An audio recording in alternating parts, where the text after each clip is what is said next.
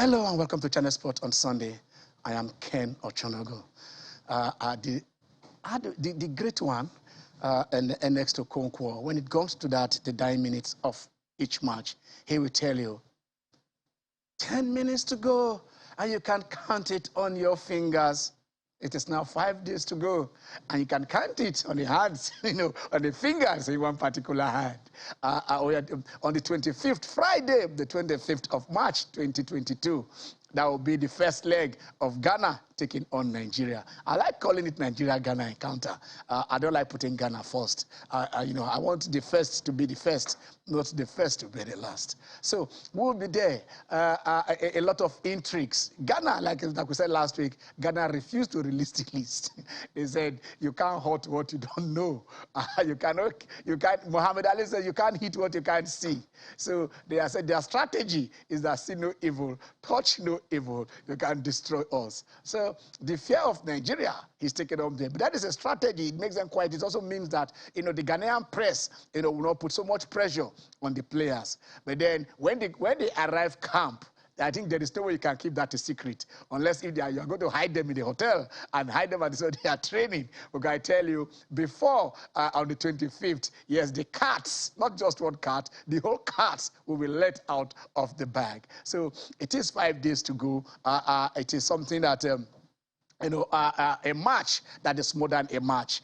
It is the first leg of, a $12 million encounter, because whoever wins that match qualifies for Qatar, and it comes to $12 million windfall from FIFA. And I tell you, for any African country, be it even Egypt or Morocco, $12 million is a lot. But when you talk of Nigeria and Ghana, when we look at the state of our stadia, when we look at the pitches, when we look at, the leagues not being developed, when we look at a lot of that money can solve, then I tell you, when you look for $12 million, it means you are looking for more than a windfall. You are looking for something, a fortune that will change the direction positively of your development in that particular sport. This time, we are talking football. So it is 5 days to go, and then a lot of them in Nigeria, we were jolted during the week. There is the pluses and the minuses. When Ndidi limped out of that particular match, and it wasn't looking so good for us. So he is arguably our #1 player in the world today. So if he's off that particular encounter,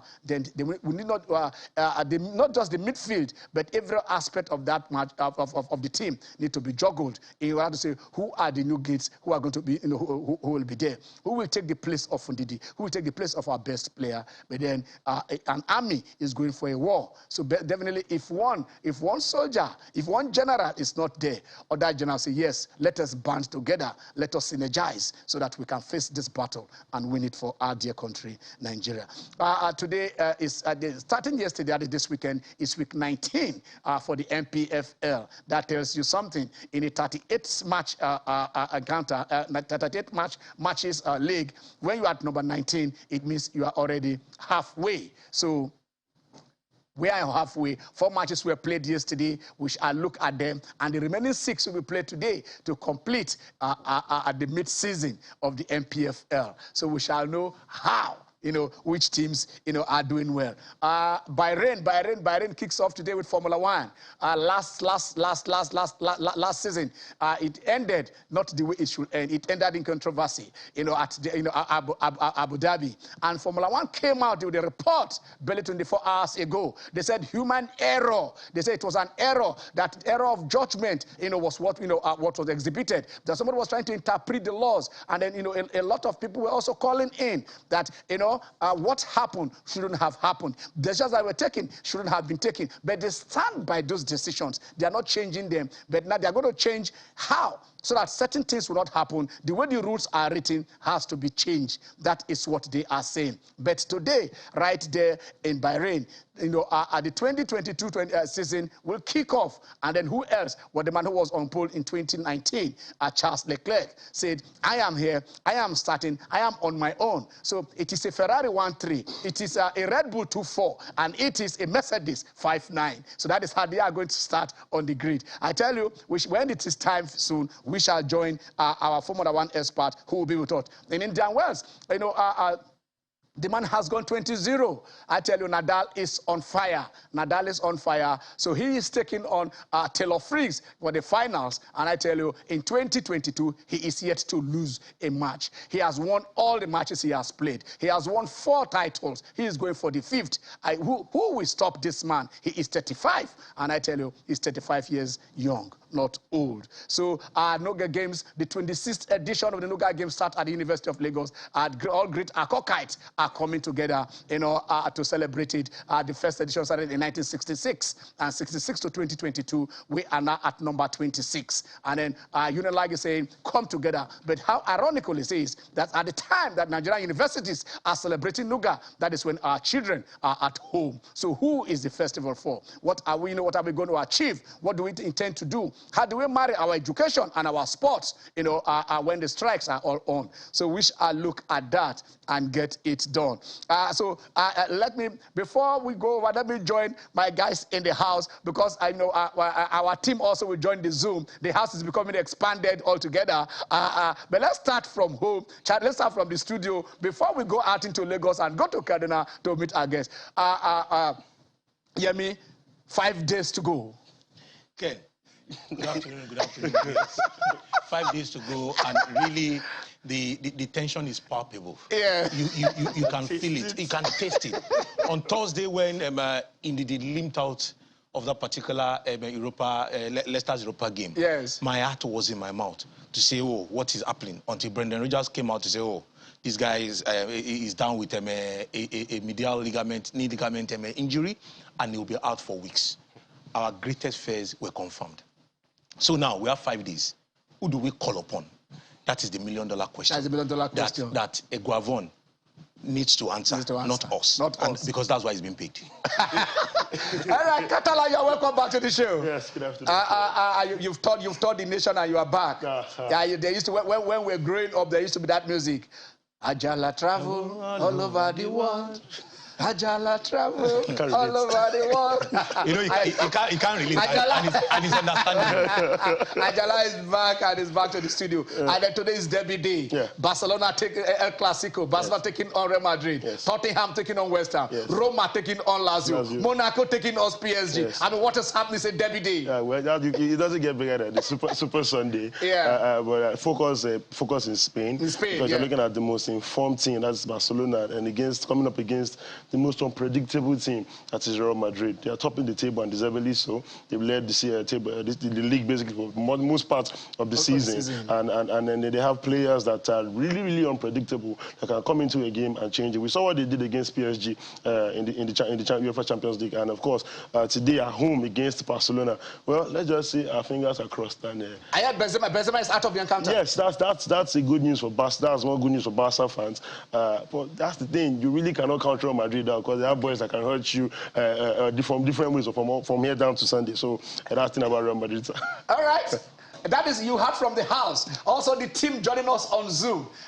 From Kaduna, we have Mohammed Suleiman. We call him Moise, the man that trends with transport over there. And then also in Lagos, joining us is Mr. Formula One himself. When you talk of Formula One, there is other one than Soliu Adeyemo. So these guys are also joining. We're going to have a full show today. They are going nowhere. Moise, the first question goes to you. Yemi just asked the question. Yemi says, Ndidi is out. Who do we call up? What will be the make of the midfield without Ndidi? Let us go to Kaduna and talk to Moise. Anyway, good afternoon, and it's nice to be on the show once again. It's a pleasure, it's a big honor, and I don't take it for granted. I looked at the Super Eagles of Nigeria, and we'll be playing our game against Ghana, most likely without Wilfred Ndidi for both legs, because there's still an unconfirmed report that he might play in one of the 2 games. We'll wait to hear a confirmation after his scan will be done on him. But the truth is, without Wilfred Ndidi, we've lost a very, very strong player in the midfield, by far one of our most celebrated player of this particular team and all that. That he's not in the team is going to be a big miss. But without Wilfred Ndidi, maybe we should have a little bit of concern, because Ogeneka Roetebo hasn't quite stepped up from the injury he suffered last year. He played a game for Watford and was missing in the subsequent game. He's just getting back into the rhythm. Then we are hearing unconfirmed reports that Innocent Bonki has been called upon as a replacement for Ndidi. Innocent Bonki, here we know he plays for Lorraine in the League One. He moved there in January, played for Malmo in the UEFA Champions League. He's not a bad option, but for the senior national team of Nigeria, in a strong qualifier game like this, people will have their doubts about a player like Innocent Bonki. But then again, it is what we are left with, and you have to make do with what you have. Okay, we stick with you before we go to Soliu to pick up, because Soliu also we're talking about from Formula One. Soliu is also a lover of tennis, so he will follow us there. We've seen our strikers doing well, Moise. We are saying back-to-back braces coming up, from the boots of Osimhen against Hellas Verona, against Udinese. And he said that this is a player who missed at the AFCON and is back. And then we also seen there's a controversy when Igalo was called to camp. But here we are. The man is saying he's signing off with a hat trick. How do you see the team? Which players do you believe have played themselves into the team based on form? If you are to pick this team, starting from the goalkeeper. All right, from the goalkeeper, this will be, this has gone under the radar, but all through this month, Maduka Okoye did not concede a single goal. All throughout this month, Maduka Okoye, yesterday he kept another clean sheet to make it 3 clean sheets in a row before he will be departing for the Super Eagles, for the camp of the Super Eagles of Nigeria. So he's not doing badly at all. And so I'll go for Maduka Okoye. For right full back, I'll go to Ola Aina. Although he's not been playing game, as opposed to Teron Ebue, whom I just saw a while ago, starting the game for Venezia. I just saw a while ago that Boy is going to start, but he was injured when the list was compiled. I think I'll still keep Online there because he's the one that is in the list. Then for the left fullback position, I'm caught in between, but I'd rather stick with Zaidu Senusi because Calvin Bass is new in the team. The central defense pick itself, it's Leon Balogun and, of course, William Troost Ekong. We know for now, we don't know the true situation of Kennedy Meru. They said he's having an abductor muscle injury. He hasn't played for the past 1 month. He hasn't been in action. He has missed the past 1 month of action, so that likely means he's out of the game as well. We are waiting to hear confirmation from the NFF on that as well. Then in the midfield, it's going to be Frank Onyeka for me and Ogenekaro Etebo. Frank Onyeka might have gone off the boil recently, playing for Brentford, the struggling team, and then the signing of this midfielder didn't actually help. Christian Eriksen didn't help his case because the team has now been tweaked to favor. Tweaked to play to the strength of Christian Eriksen. But I still think he's a decent player. I still think he's a decent player. He can still do a job for us alongside Otebo. That is if Otebo is fully fit. Those two man midfield, and then Joe Aribo should be the third man in the midfield. And then in attack, I'll go for your son, your boy, the one that you love to defend very well, Emmanuel Dennis, Moses Simon, and Victor Osimhen. I'll go for the show up. Now I'll play Joe Aribo. I will drop Kelechi Iheanacho to the bench. It's clear that Kelechi Iheanacho cannot play as a number 10. He plays behind the striker at Leicester City in a different formation.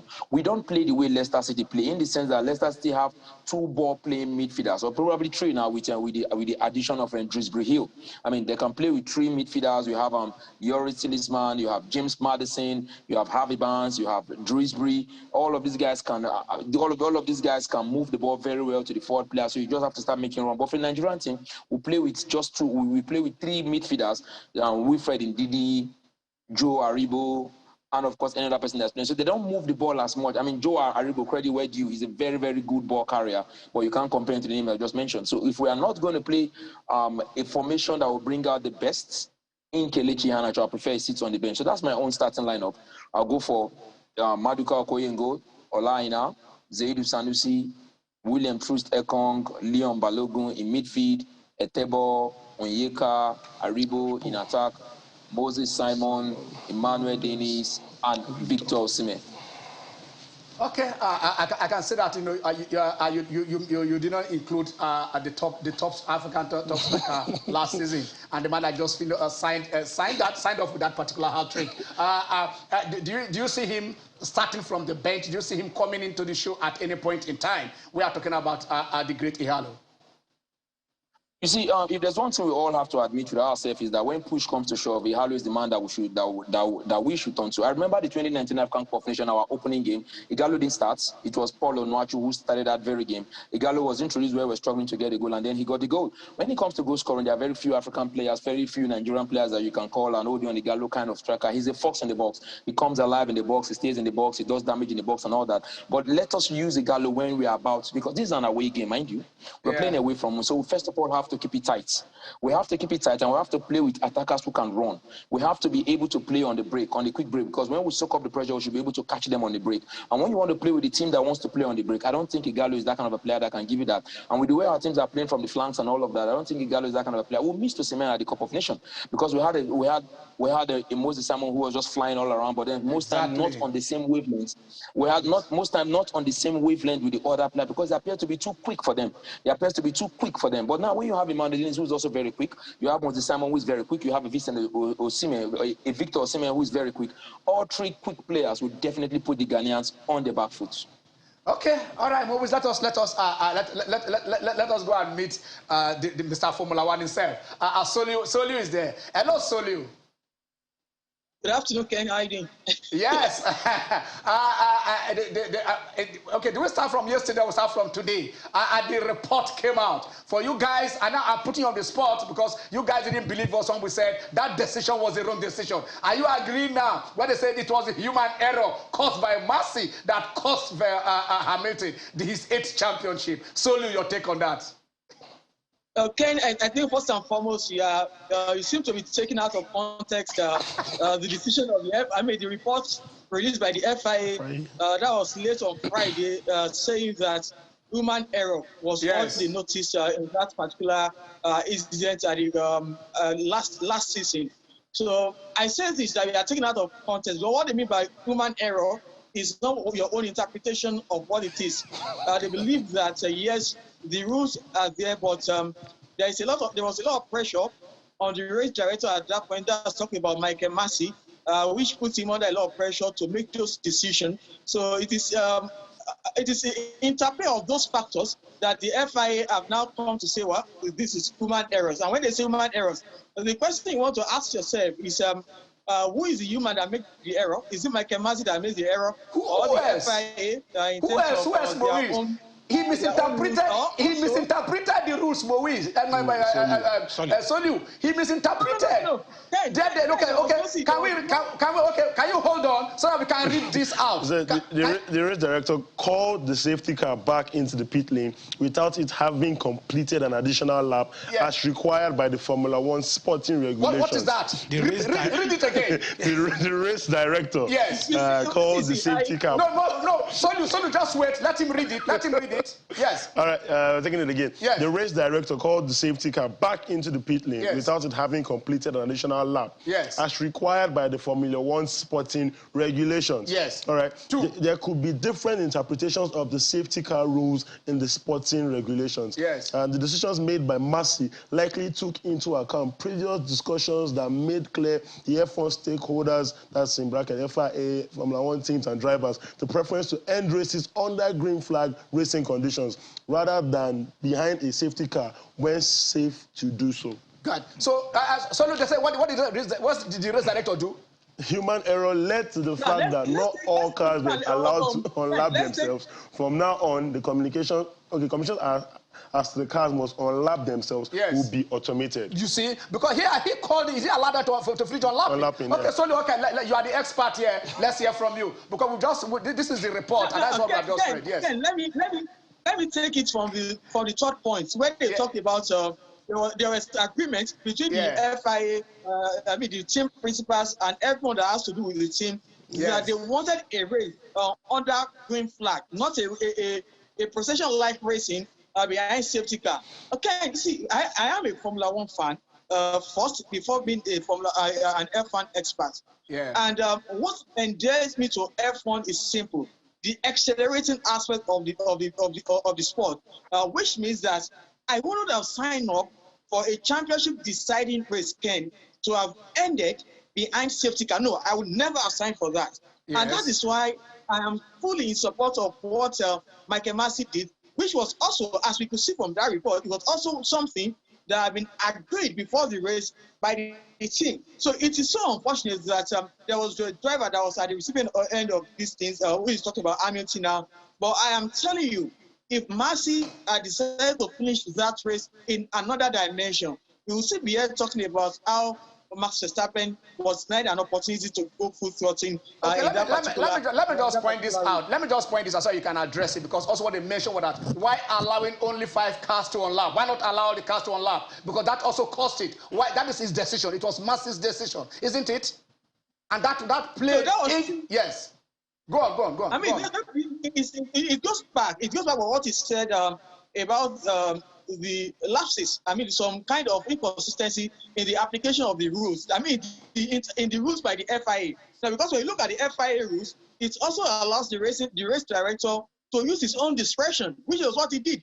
Using your own discretion, knowing full well that there was not going to be enough lap for you to allow the safety car to go, because this is let's look at what the procedure is for you to allow the safety car out of the equation. First, you need another lap for the safety car to go. So which gives the opportunity to those cars that have been lapped to unlap themselves. But in this case, Ken, there was no lap again. There was not going to be any other lap. So in that instance, what Michael Massey did in using his own discretion was allow the safety car going out of play and allowing the other cars to also unlap themselves at the same time. Just for us, just most importantly, Ken, just for us to have that extra, that one lap of racing in the championship deciding title. So because, as I said earlier, I would never have signed up for a procession-like championship race at a point when the F1 Formula 1 World Championship was at stake. I would never have signed up for that. Okay. We agree with you. So I mean, because even if there's so fans are here in the studio, they are here, Solu. All right. Okay, Solu, we are going on a short break. When we come back, the team in the house will also join yourself and Moise. Let's go for a short break. We'll be right back.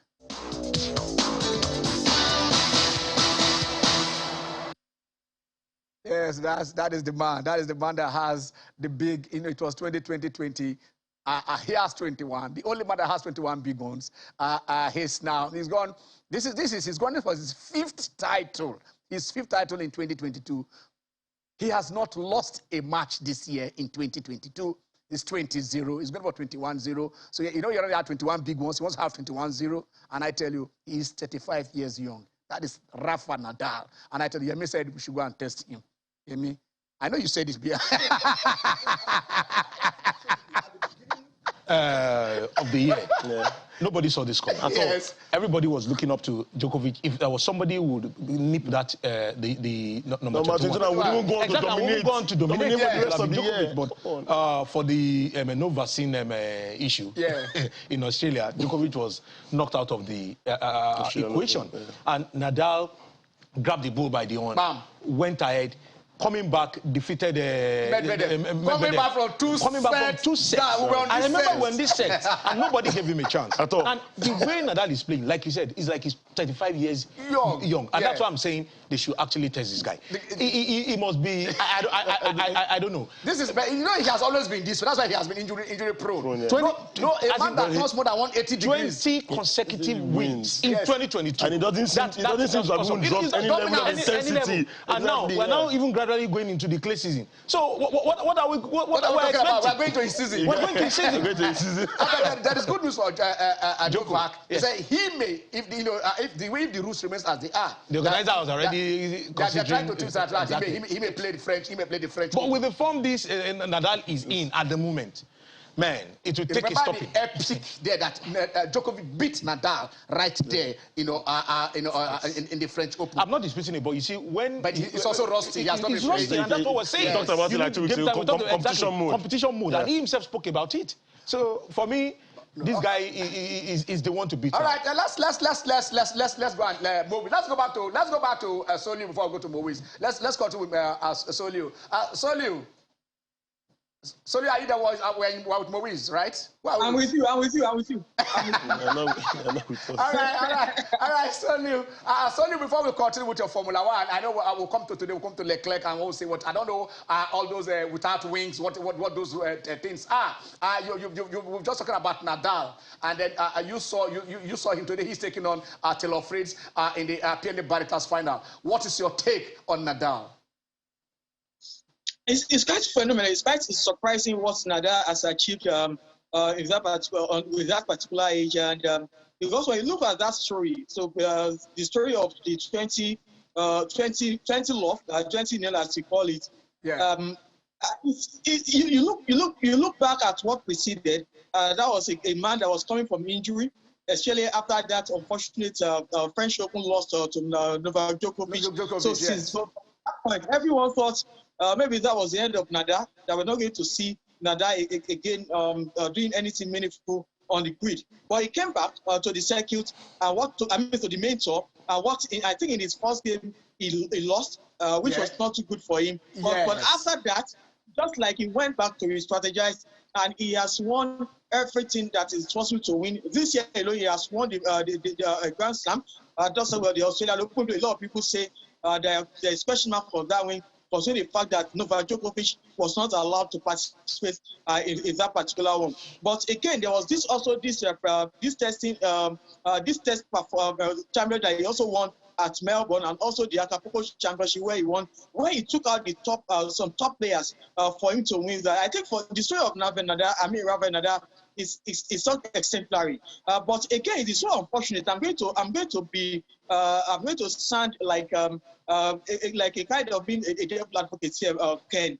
I think it's quite unfortunate that whatever Rafael Nadal has achieved this year or towards the end of last year, a lot of people will still be saying that it will come to integrity like a certain player. That's Novak Djokovic has not been. Because when I went on Twitter this morning, and when people are supposed to be celebrating the 20-0, guess what they are saying? They are busy saying no, Djokovic has not been allowed to participate. He was not allowed in Australia. He was not allowed in USA, that's at the India Wells Championship. Also, he was not allowed in Acapulco. So all of these things have a way of dropping up on it, but that was not taking anything away from the fact that Rafael Nadal deserves this particular moment. And also, there is this young guy that you need to talk about.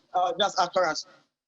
Carlos Alcaraz, the 18-year-old demolition expert. I just want to chip in here that people who are saying the issue of Nadal not being there, forget that Medvedev beats Djokovic in the US final. That prevented him from getting to 21. Has now beaten, apart from beating Medvedev in the final, has beaten him again. He has beaten him twice this year. So I think that... You see, nobody... You can beat me in a particular competition, and you meet me in the next one, and I defeat you. But the issue... He's talking about, we also mentioned it here, which for me is valid. But again, that will not take away the win, the victory, the achievement of Nadal. But the question mark is, if Djokovic were to be in Australia, would the result have been different? We'll probably can't answer that. But then again, that's what you said. Remember when Medvedev beat Djokovic in the final? I was saying that. Can I say something? Sonny, don't worry, we'll come back to you. Let us go to Moise, because Moise has been waiting. Let us go back to Moise. Hello, Moise. Okay, Moise. Yeah, good afternoon. Moise, you're back. It is mid-season. It is mid-season. The NPFL is week 19, halfway gone, and by today the other half would have, the first half would have ended. Your take on the league in this past 18 and a half weeks? Because the remaining matches will be played today. Okay, these are the results for yesterday. Rangers, rampant 5-3 against Lobby Stars. Abia Warriors playing a 2-2 draw against Katsina United. MFM still struggling. The two strugglers. The two strugglers. A goalless draw. And Dakada back to winning ways against 2-1 against Niger Tornadoes. All right, these are today's fixtures. Kano Pillars will be taking on Gombe United. Plateau United will be hosting Sunshine Stars. Quora United will be visiting Remo Stars. And of course, Rivers United will be taking on Aqua United. Okay. Also, Shooting Stars will be taking on Al Salah United. I don't know why you're giggling. Well, Shooting Stars, you know why I'm giggling, obviously. Then, of course, we're number 10 on the table. Wiki Torres will be taking on MFL is to the bottom of that log. Muiz, you know the last time you came on, you had said you never gave Shooting Stars a chance. I hope you can see now. Okay. I can see. Maurice, guys, okay, let's have your take on the first half of the league. I'll say the first half of the league could have been better, but it has been a lot more exciting than many of us have expected. But it could have been better because we had several young coaches handling several teams in the NPFL. We had Eddie Dombraye at Lobby Stars. He has been sacked, of course. We have Aziz Mohammed at Katsina United, a heavily decorated coach who was coming out from the Sudanese League. Aziz Mohammed at Katsina United. We had Finidi George at Iyimba. We're like, oh, is the time. We have Kabiru Dogo at Wiki Torres. We have Dan Lamin Kwasu Umar at Dakada. We said, oh, we have young coaches, so maybe along the line, the young coaches will try to outfox the veteran coaches, the ones we have in Benga Ogumbote, in what's his name now, in Balanikiu. We want to try to outfox the likes of Stanley Guma and the rest, and the like of the super of Salisu Ibrahim and the Salisu Yusuf, the coach of Kanu Pillars as well. But that has not been the case so far. It has been very, very exciting. Off air, you told me we should talk about exciting talent. I think Ishaq Rafiu has to be the man. Ishaq Rafiu has to be the man of Rivers United. He has been the revelation of the season. I got to know him last season, but he wasn't this good. He was just a young boy who wanted to get into the Nigerian under-20 then. But now I think with his performance, he has certainly picked himself in the under-20. Then you looked at you look at the team like Quara United. I didn't mention Quara United to have a young coach in Bifo as well. So generally, the season has been unpredictable. You have even Fidelis Ilechukwu at Plateau United. He's a young coach. The season has been unpredictable. But the season can now say that we have more like a two-horse race. Remo Star started very well. But like every effervescent drink, after a while you find it level. You know, that's why I've been telling fans of Shooting Stars to tread with caution. I mean, we already reported that link to the move for Kennedy Biboye. It's like when you pour this gas stop drink into a glass, it will rise. Then after a while, it will find it level. There's always a thing that, So Shooting Stars will soon find their level. Are you talking to a Shooting Stars fan on this set, boys? No, I'm just saying. I'm trying to bring out the picture. Because when Remo Stars were on that run, I kept on telling whoever cared to listen that I watched the team play in Kaduna against Kano Pillars, and all I can say is that this team is the team that will only enjoy the spoil of this run, and then after a while, they will find their level. Because water will always find its level. Shooting Stars, we know where their level is, 17, 18, 19, 20. At the end of it all, themselves and the rest, they'll be battling to stay afloat. I mean, the same thing goes for a host of other teams in the NPFL. The NPFL this year, a lot interesting. Several young coaches. I've mentioned like 9 to 10 teams that had very young, good coaches. I mean, very young, good coaches, and that's an improvement from previous season. But again, the same old teams will still seeing some one or two blemish issues about violence, about unfair officiating, about traveling, about security. You get this when football. That's why football is a full corporate. But I'll tell you this: the NPFL this season, it can be a lot better, but it has been exciting. Okay. Yeah. Talk to him. Muiz, the difference between Shooting Stars, number 11 on the log, and what's it called, Quora United, number 4, is just 9 points. 9 points is just. And you are saying water will find its level. Anyway, in the NPFL, is big. I totally understand, and I'm not disputing that fact. But it's a 9 point. Look at a team who is just coming back from the lower division to the NPFL. I think Shooting Stars they've done well this season. Yes. And our projection for this season is just to remain afloat. Is Remo not your mates? Where is Remo? Is Remo not coming back for the first time? Who is that? You see, our seasons, the two teams are having, how do I put it? The season panned out in different form. Okay. But like I said, what we want, our target this season is to remain afloat, is to stay afloat. Okay. No yo-yo. You better stay afloat. I will stay afloat. Okay. All right. We come to you guys. You were talking about you were focusing on the El Clasico before we went on break. Yeah. Well, Barcelona, Real Madrid. This is okay since the start of the new year. No team has picked up more points than Barcelona in the La Liga. They shopped well in the January transfer window. Yeah, they did actually. The players that were brought in: Adama Traore, Daniel Alves, Aubameyang, and of course Ferran Torres. You can see the way they've even been playing in the Europa League. It looks like Barca actually actual contenders for the Europa League this season. Okay, looking at the Spanish La Liga fixtures on your screen, Espanyol will be taking on Mallorca, Cadiz will be hosting Villarreal, Real Betis, of course, with Naby Fekir, will be visiting Celta Vigo, Sevilla will be taking on Real Sociedad, an interesting game, and of course, the El Clasico, Real Madrid coming and taking on Barcelona. Now, Real Madrid, like I said, is heavily top of the table so far. After 28 matches played, they currently have 66 points, closely followed by Sevilla with 56 points. Atletico Madrid, who won their game yesterday, back on 54 points. And now Barca have a mountain to climb if they are to go back to the third position, if they can defeat Real Madrid at the Santiago Bernabeu. But looking at the way Madrid have been playing, they give you this false sense of belief. You start the game against Real Madrid and you believe that, okay, fine, I can actually take something away from this game. And all of a sudden, Ancelotti goes on to bring in Camavinga, goes on to bring in Rodrigo and Asensio, and the next thing you know, they're moving you around like you are nothing on the pitch. So, like I said, we saw it against PSG. At the point, PSG seemed to have controlled that game,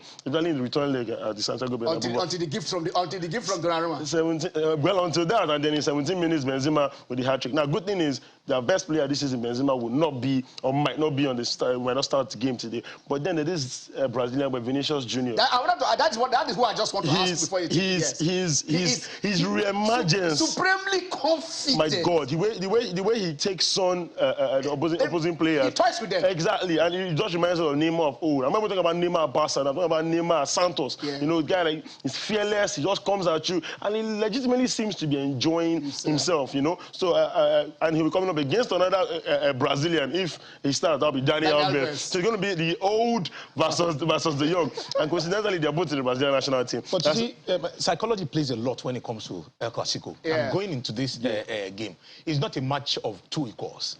Real Madrid will be looking for a record sixth win over Barcelona in this. This year, they've they've defeated them twice already. And for me, like you said, yes, this is a resurgent team talking about Barcelona. With what Xavi has been able to do with the team, yes. But again, a lot of these players are not used to the El Clasico. It's a different ball game on its own. Well, I don't see. Yes, Barcelona, they've been the most improved as far as this side is concerned. But with the firepower, you saw what Madrid was able to do against PSG. Nobody gave them that chance. Yes, the man who got the hat-trick is not playing, but like you said, Real Madrid with all those young boys running at you, and when it comes to big games like this, they always come to the party. I think we've spoken about what's going for Real Madrid. And let's talk about what's going for Barcelona now. Looking at the young boys like you just talked about for Real Madrid, look at the boys of Barcelona, looking at Gavi, looking at Pedri, looking at Ferran Torres. They're all Spaniards. They're Spaniards, and of course, it's a game every young boy growing up in Spain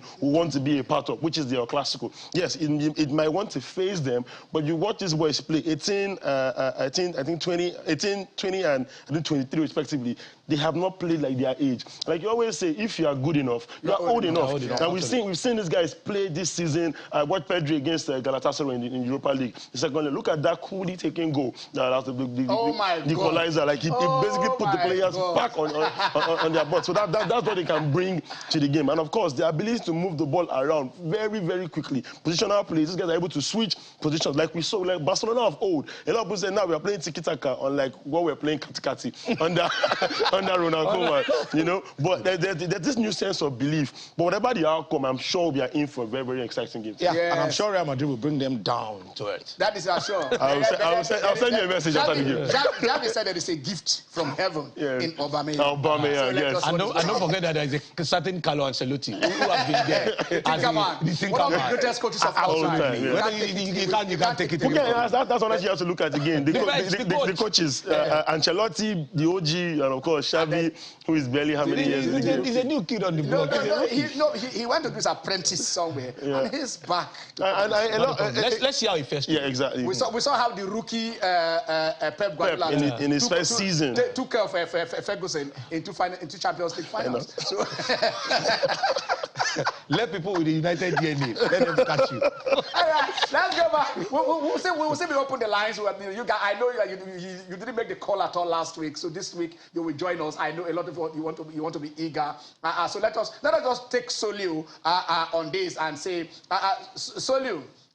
Yesterday, it was a 1-3 Ferrari. It was a 2-4 Red Bull. It was a 5-9 Mercedes, and that is how they are starting on the grid. I mean, what is this advantage that's been taken away from the Mercedes? They are saying from like. A lot of the things I read, on it, they are saying probably by the 4th or 5th race, probably they would have come back. Their car is not as good as it is. But where is this this level playing field thing about removing a lot of air? I don't know. I don't understand what is with the cars, and then how do you see the races, are going to pan out today? I think on what we saw this weekend and also yesterday, Ken, it's just a reflection of how teams have been able to understand. Or have a better understanding of what the new rules are right now. Remember, we were coming to this new era, as it is called. It is also called a brave new world for F1 because this is the biggest rule changes in F1 in about 40 years of the existence of the sport. So that tells you something, that we are coming to this particular one with with everyone on the same page. So nobody has an advantage coming to 2022 F1 season. And that's why we are seeing Mercedes struggle. You can see on the screen there when they're going to the corner, there was a little bit of shake-up in the car, and that's because they are struggling right now to really have a better grasp of what they need to do in order to keep their car in a good balance. And when you look at the changes that we have this year, even as big as they are rules. There are changes that are aimed at creating a competitive racing, or to make the car close, to make the racing closer, and also make the competition closer as well. So it's a situation whereby it is all about Mercedes or one team dominating. The FIA and F1 have been working in tandem to ensure that we have a level playing field, and that's what we have right now. So let me just take our viewers through just 4 cardinal points of these changes right now, Ken. A lot of them has to do with the aerodynamic. As it has to do with the floor. Now we've had changes to the rear, that is the front and rear wing, which is to allow for smoother airflow. What this does is that it allows cars to take better airflow, as it's better than what it used to be before. And also, I think the most prominent one is one that has to do with the ground floor of the car. Now there's an introduction of what they call 3D floor, which allows the air that go under the car to go directly into the ground, rather than going directly under the car and next to the car, follow them behind. Now it goes directly into the ground, and what that gives you is that it gives you a better, a higher downforce, and also it makes it perform. It gives you better aerodynamic. Now, how is Mercedes struggling with these particular changes? Now, let me just take you through. If you look at the weekend, there is a particular problem that has been noticeable in Mercedes. On the straight, where they are very prominent, you notice that their car bounces. That is something we call for poison. Sorry, just hold on. Let's take a caller, because we have a caller on the line. And let us just take his call while we move on. Hello. Yeah. Good afternoon. Good afternoon. Yeah. So yeah. Please, first of all, I'm begging this station, your management, to please let this program be 2 hours. First of all, please, I beg them in the name of God, let your marketing go out for sponsoring. At least it's the best among the program in Nigeria today in the station, especially channel television. I don't play with channel television, not only me, in the whole world. I'm telling you the truth. Okay. So, thanks. God will make you live long in this station. I beg you in the name of God. Tell your management, let them make 2 hours. Thank you. And first of all, I'm going to Kenya now to go and watch Kwara United and Remo Star now. Okay. And please, secondly, send message to my number. I lost my phone, so I've received back again. All right. Send your message to my your address. Okay, where you can pick up your book. Okay, your book. Yeah, I will do that. All right. Sunday, you say, I'll be looking for this thing to read. Okay, and no problem. You You are get among it. the people you believe. Yeah. But No I problem, forgive you. Yeah, thank and you. I believe Jesus Christ will forgive you. Thank you very much. Thank you. Thank you very much. Thank you.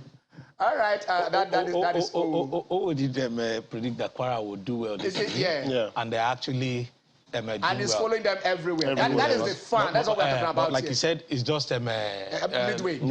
Yeah. And like Moise said, everybody will find their level. So let's see where we end. And that's a challenge to us in Ibadan. And we'll see how that goes. How. I like the way he's taking it in his stride. Okay. We want to go on a very, very, very, very short break again. When we come back, Maurice will give us, his predictions. Not just Nigeria is playing. We have 4 other matches that we're playing on Friday, and also we're taking from Solio. You stay with us. It is a Channel Sport on Sunday.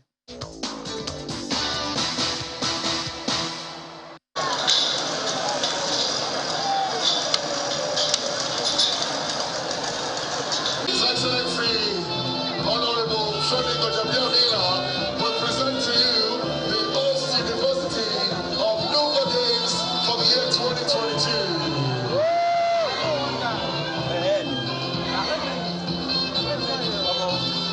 Can I see your hands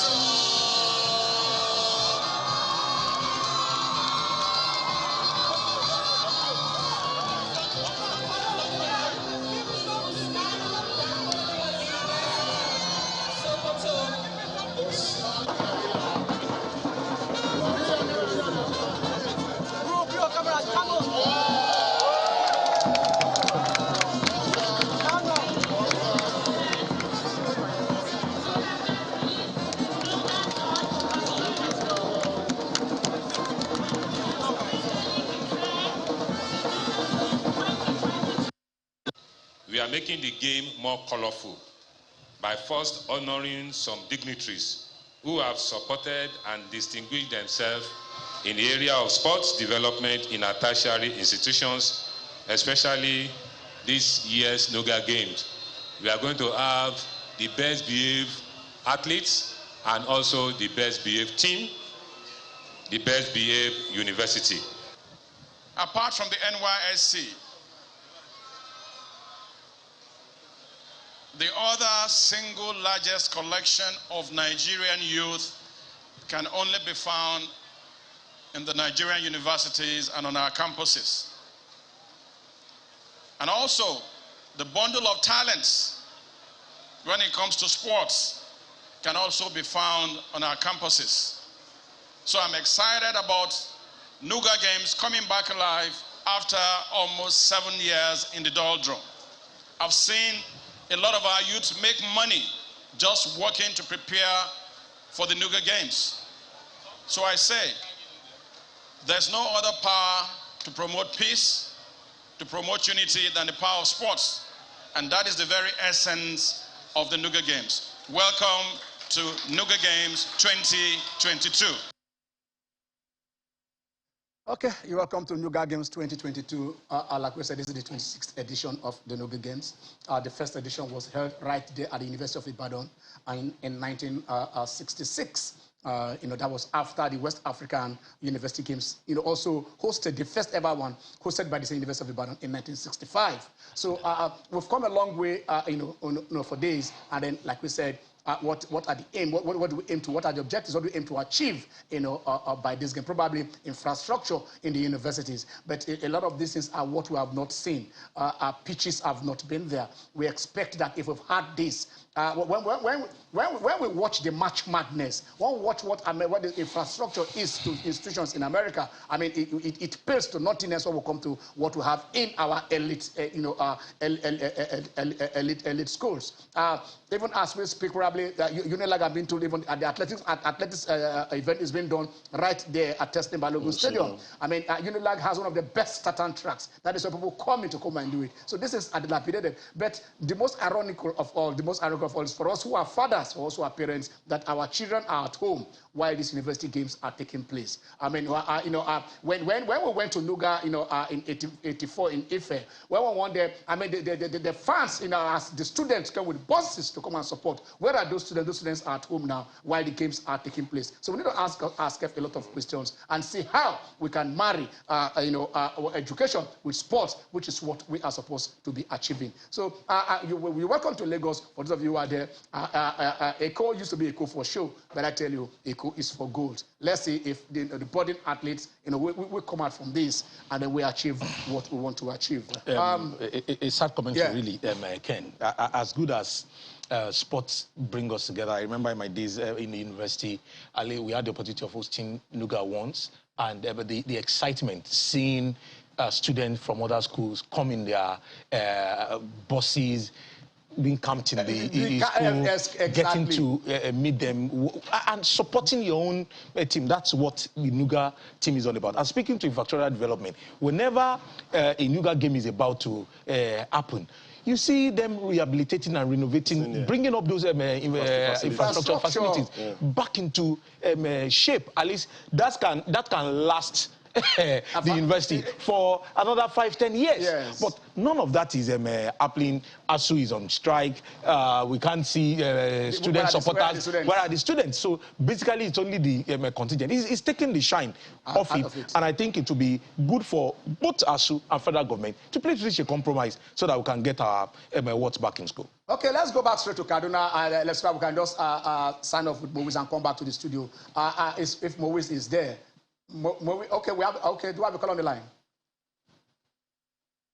All right, can we go straight to meet Moise? All right. Solu. Okay, Solu is there. Okay, Solu, just briefly, because we don't have enough time now. How do you see today's race? How do you think today's race is going to pan out? Do you see Leclerc moving from pole to podium and gracing the tape? It's going to be difficult. I don't see Ferrari winning this particular one, even though yes, they are on pole position.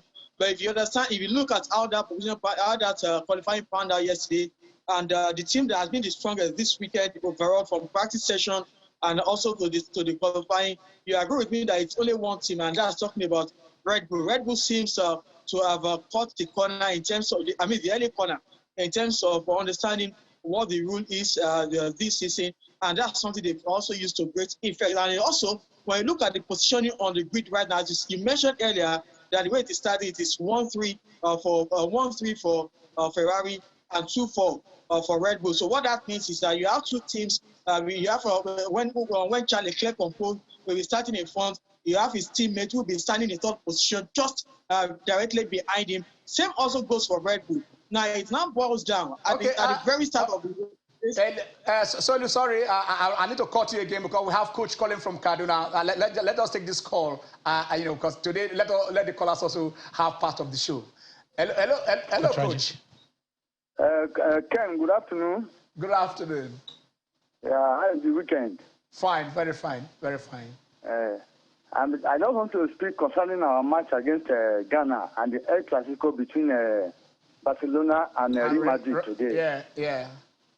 You see, the injury to Ndidi should not be a problem to the team. Okay. Considering the caliber of players we are having. What matters is the tactical input of the coach towards the game. But I believe the match is already won and dusted because I don't see Ghana beating us in Accra. But the tactical input of the coach will play a very vital role in that game. Okay. Because and the lineup from that guy in Kaduna, Moise, what's his name? Yeah, Moise. That lineup is very, very okay. Okay. But what will play a major role in that match is the tactical input of the coach. Okay. Then, concerning the El Clasico match between Barcelona and Real Madrid, you know, I'm a Barca fan now. We are beating Madrid away from home today. Okay. Madrid go chop on today. Wow. Yeah. Right. Thank you, Coach. Thank you very much. Okay. All right. Yeah. Have a nice weekend. Same to you. Okay. Solu still there? Solu, so can we just take your last take on this? Let's have your last thing. Yes, I was talking about my prediction. My prediction will be that basically Max Verstappen to win this one, Charles Leclerc in second position, Carlos Sainz in third position. So I don't see any way that you don't see the experience even with a slow car of Hamilton being on the podium. He's starting fifth. No, Ken, it's so for Hamilton to win this race, one of two things has to happen. Yes. It has to be that maybe there's an accident for the top driver. Because let's be honest, I won't deceive you. In terms of the cars, Hamilton does not have a car that can compete this weekend. I'm a sister well aware of that. All right. Okay. He doesn't have a car that can compete this weekend. It doesn't. All right. It doesn't. All right. Thank you very much, Solio. Thank you very much. We'll still be coming with you. You know, when it's time for racing and tennis. Before you go, Iga Swiatek and Maria Sakkari, who do you give it to? Okay. I think it's frozen. Are you there, Solio? Okay, Solio, all right. Okay, I tell you, okay, we come back to the studio as Solio has given us his take on today's Formula One, and then he said that is how it is going to be. Nigeria, Ghana, how are you looking at it? Very optimistic, and like Coach Raji from Kaduna said. Yeah. Okay, we have a Bola calling from Lagos. All right. Hello. Okay. Hello, Bola. How are you, Ken? Very fine. Bola from NUGA. Okay, all right. NUGA is here. Don't worry, we thought by next week we can get you guys to the studio, but thank God you are here with us. What is happening? Bro. The opening ceremony happened yesterday. Yeah. The competition that started this morning. It's true that we would have loved to have the athletics at the university, but I feel when the national stadium goes back, any athlete comes, they are training down to the University of Lagos. Okay. But I can assure you that the university has done a lot of things. We have a new school at the University of Lagos and some other things going on for them in the Republic and the Pavilion. Okay. What challenges are you having? Because I mean, like we said, the track and field is taking place outside Unilag. I know Unilag used to have one of the best tartan tracks. What's the issue with it? It's not something that we really like to do, but having waited for a number of years, the COVID has also not helped us. You also know that there are points in the universities. So that we are grateful to God that we want to get this done as I said, because we actually have to prepare for the next World University Games, which is in June in China. So there's no reason I'm going to wait unless we don't want our athletes to take part in the 31st World University Games, which is only in June to July in Beijing, China. Okay. So I think the council decided that we will better use whatever is available just to ensure that we have about 3 months to prepare for the World University Games. Okay. Yeah, is there any other event that is taking place outside Unilag? Yes, hockey will take place on the pitch, a synthetic grass pitch in National Stadium. Okay. That's where the hockey event will take place. Okay. But at least out of the 17 sports, 14 will be taking place inside Unilag. Wow. Okay. All right. I remember in '84 also, IFE hosted, but swimming took place in Ibadan. The last one at IFE, yes. Everything took place inside IFE because the other event now has a swimming pool. All right. Thank you very much, sir. Thank you very much. Yeah. All the best. Thank you. All right. That is Professor Bola. You know, he's the sergeant of the NUGA University Games, and so it's part of us. Okay, gentlemen, we're about going. Nigeria, Ghana. I hope by the time we are back on Sunday, we'll be singing. But like Muyi said, Muyi's prediction. It speaks for the team. I think it's very, very on point. It's left to the coach to look at who will replace Ndidi and the kind of formation to deploy against these very, very crafty Ghanaians. All right. Your last take. A game against Tunisia before we got knocked out of the Nations Cup. You saw how they were able to silence our main man, talking about Mr. Simon on the flank. I hope that Cerezo will be able to get it right this time. And then looking at the guys that we have, our strikers, Oshime and Emmanuel Dennis, I think Ghana they won't stand a chance against us today. Okay. I know. By the time we come back on Sunday, okay, Maurice is also there. Solio has given us his last take. Solio, do you have anything to say on this? Yeah, I just want to say that my prediction was this weekend. We talked about tennis. Rafael Nadal to beat Taylor Fritz, and also Igor Swiatek to beat Maria Sakkari. I think Igor Swiatek has got more energy than Sakkari right now. So, by the way, let me talk to Theo. Theo is showing me my phone. Yeah, he's showing me my phone. All right. Theo is your guy. Theo is your guy. There is no problem about that one. Thank you, Solio. We're getting back to you, and then as the weeks go by. So we're back here, and this is how we want to call it today. I want to make sure that by the time we come in on Sunday, we don't want to talk about post-mortem. We want to look about how we are standing, because we're looking about Sunday and looking about, on the 29th. Yes. That's what we're talking about in the next match. So it has to be with that 12. I think I keep looking at here and see that $12 million. I still see Super Eagles in Qatar. I don't know which one is it the appearing or the money that is come with it. Both. But then whatever it is, okay, both is total package. Let the package be total. I'm Ken Ochonogo. Have a blessed Sunday.